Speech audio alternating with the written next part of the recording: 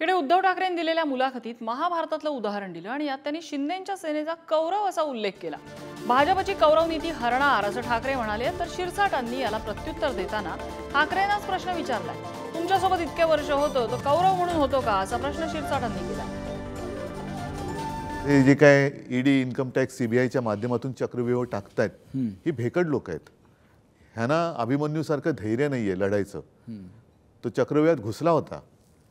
हे बाहेरच्या बाहेर भाडोत्री लोकांना एकमेकात लढवत आहेत। म्हणजे शिवसेना फोडली आणि शिवसेनेमध्येच मारामाऱ्या लावण्याचा प्रयत्न केला।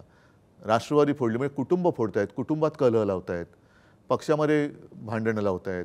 हे तर सगळं कौरवांचंच काम आहे ना। ही कौरव नीती जी आहे ती कौरव नीती शेवटी हरणार आहे। कारण कौरव त्यावेळेला 100 होते, पांडव 5च होते।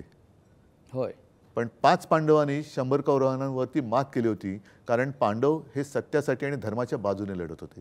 म्हणून स्वतः श्रीकृष्ण सुद्धा हा पांडवांच्या बाजूला होता। हे युद्ध आपण जिंकताय नक्कीच। कौरवाची उपमा कुणाला देतात? म्हणजे 40 वर्ष तुमच्या बरोबर असणारे सगळे कौरव होते का? ज्यांनी रक्ताचं पाणी केलं हे सगळे कौरव होते का? म्हणजे शिवसेना प्रमुख हे माझं कवच कुंडल आहेत असे म्हणायचे, ते तुम्हाला आज कौरव वाटायला लागलेत का? नेमकं ठरवा ना एकदा। 40 वर्ष ज्यांच्या बरोबर आपण काढली ते एका दिवसामध्ये तुमच्यासाठी कौरव झाले कसे? तुमच्या विरोधात गेलं तर त्याला तुम्ही कौरव म्हणता। तुम्ही कधीतरी ही भूमिका समजून घ्या ना, की नाही होय माझं चुकलंय। आणि पाकिस्तानात जाऊन केक खाणारे मला औरंगजेबाचा फॅन म्हणू शकत नाही तसा टोला उद्धव ठाकरेंनी लगावलाय। तर आम्हाला भाजपमुक्त राम करायचा आहे असंही उद्धव ठाकरे म्हणाले। तर हिंदू समाज उद्धव ठाकरे मुक्त करायचा आहे असा पलटवार नितेश राणेंनी केला। त्यांचा आवडता केक जो पाकिस्तानात त्यांनी नवाज शरीफच्या वाढदिवसाला जाऊन खाल्ला होता त्याची आठवण येते। पाकिस्तानात जाऊन बिन बुलाए मेहमान हे पाकिस्तानात जाऊन नवाज शरीफचा केक खाणारी लोक हे मला औरंगजेबाचा फॅन म्हणू शकत नाही। कारण औरंगजेब सुद्धा गुजरातमध्येच जन्मला होता आणि तो जसे हे दिल्लीत गेले तसं औरंगजेब आग्र्यात होता। आणि औरंगजेब सुद्धा महाराष्ट्र जिंकण्यासाठी इकडे 27 वर्ष त्यांनी रोड शो वगैरे केले असतील नसतील कल्पना नाही मला, पण जिंकण्यासाठी इकडे 27 वर्ष बसला होता। पण पुन्हा तो आग्र्याला जाऊ शकला नव्हता।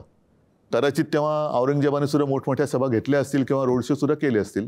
हा राम माझा सुद्धा आहे। हा राम कोणाची मक्तेदारी नाही। आज जी भाजपाची मक्तेदारी होते आहे म्हणूनच मी नारा दिला होता की भाजप मुक्त राम मला पाहिजे। आणि तसाच त्यावेळेला हे जे सगळे मुद्दामून त्यांना मी शब्द वापरतो, बुरसटलेले गोमूत्रधारी, त्या विचाराची जी लोक तेव्हा होती त्यांच्या विरुद्ध डॉक्टर बाबासाहेब आंबेडकरांनी लढा दिला होता की हा राम माझा आहे, माझा सुद्धा आहे आणि राम मंदिरात जाण्याचा अधिकार माझा सुद्धा आहे। तेव्हा त्यांना जे अडवत होते तेच आता माझ्यावरती टीका करतात। मात्र राम मंदिर हे सर्वोच्च न्यायालयाच्या निकालामुळे झालेले आहे। ज्या पद्धतीने उद्धवजी बोलले की बाबा राम मंदिर आम्हाला भाजप मुक्त करायचं आहे, आम्हालाही हिंदू समाज हे उद्धव ठाकरे मुक्त करायचं आहे।